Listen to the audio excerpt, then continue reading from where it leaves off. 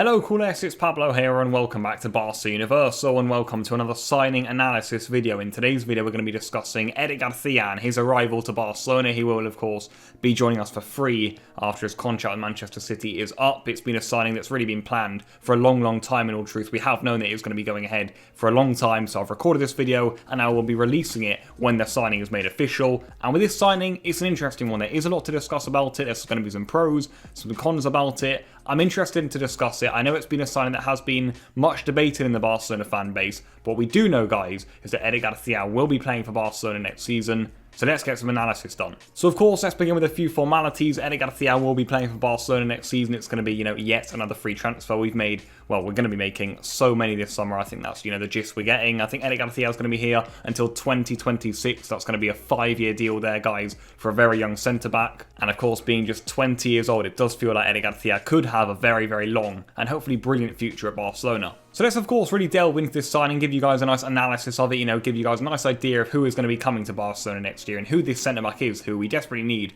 to help improve our defence. Let's analyse the pros and, of course, the cons, so the positives and the negatives about this signing. Let's start with the positives, guys, the pros, really, of bringing Garcia to Barcelona. The first thing I'll say is, look, Garcia is, again, he's free, that's what I'll say for a lot of these signings, but it is a massive point, considering Garcia is a bright young Spanish centre-back. I think he's someone who's very highly thought of by a lot of top Spanish coaches, and I think this is another good deal, guys. Little to no cost. His wages also are going to be very cheap, I'm hearing. And I think when you look back to last summer, guys, the fact that Garcia was valued at about 20 million to get him for free next year is going to be great stuff. The next point I want to make about Garcia is the fact that it looks like he would seemingly fit into the Barcelona defence, and I think this is an absolutely crucial point to make on the Garcia signing. To me, when I think about it, I think this guy suits Barcelona. He's quick across the back line, he's very good at bringing the ball out from the back. And I honestly think when we're making signings for Barcelona, we say it so many times, how key is it that they actually know what we're doing here? How key is it that they understand the way we want to play? I think Garcia, guys, despite the fact that maybe at another club he wouldn't do so well,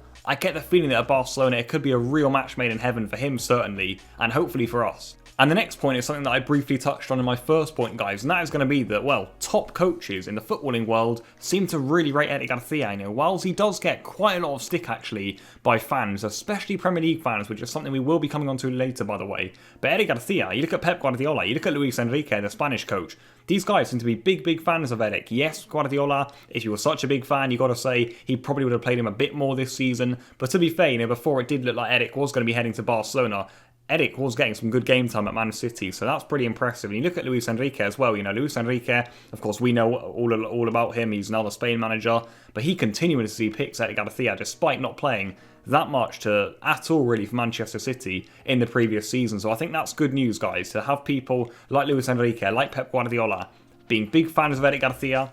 That's got to be good news for Barcelona. And the final point, guys, for me in terms of the positives of bringing Garcia to the club would be the fact that hopefully he's a centre-back we can trust. We desperately need it, guys. We need defenders at the club. We need people who can come in and shore us up in defence. I mentioned it earlier, hopefully Garcia, guys, he comes into Barcelona and he fits in perfectly alongside Araujo, alongside Oscar Mingueza. I'm hoping this is someone who, comes from La Masia.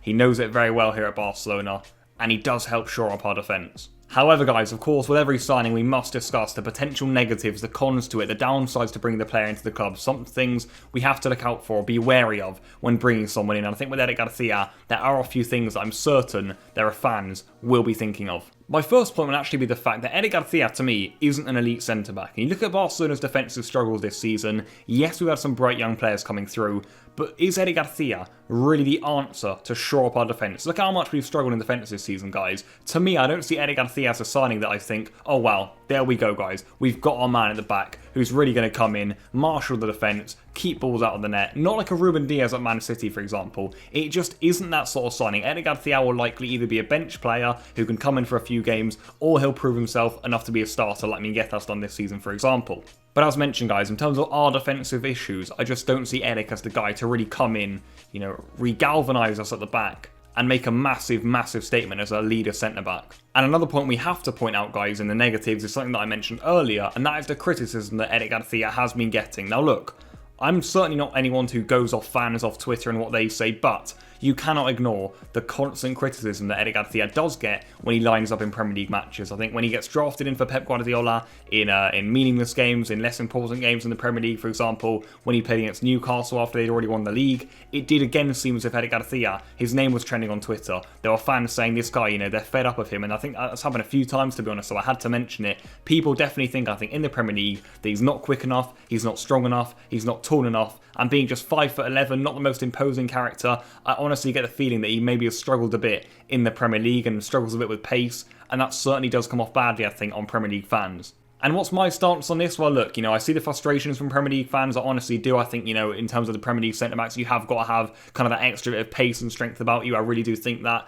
But I do think Eric Garcia, for him personally, it's a great move to come to La Liga. I really do. I think it's going to suit him far more playing at Barcelona. I think when I've watched him for the Spanish national team, he's been close to faultless, actually. So that's where I'm building my opinion of him from. But in terms of that criticism, it is something we need to be picking up on, guys. Don't just ignore it because it's fans on Twitter. I've seen a lot of stuff on it, and it's fair enough. He has struggled at times against quick and strong attackers in England, and hopefully in Spain. And finally, guys, I would mention Eric Garcia's almost experience and lack of game time. I think you look over the last season, of course, after we kind of knew Eric Garcia was going to be coming to Barcelona with Nathan Ake, John Stones, Aymeric Laporte, Ruben Diaz at Man City, all ahead of him. The guy's barely played, guys. He barely ever plays. He gets really more minutes in the national team than he does with Man City right now, and that isn't good, obviously, not playing for the last year. In terms of what we're looking for, a big presence to come in and help shore up our defence, it's just not ideal, is it? And I think Eric Garcia perhaps doesn't quite have the experience, certainly not the game time in the last season. That for me would be a worry, but I am hoping he can quickly find his feet at Barcelona, he can fit in nicely,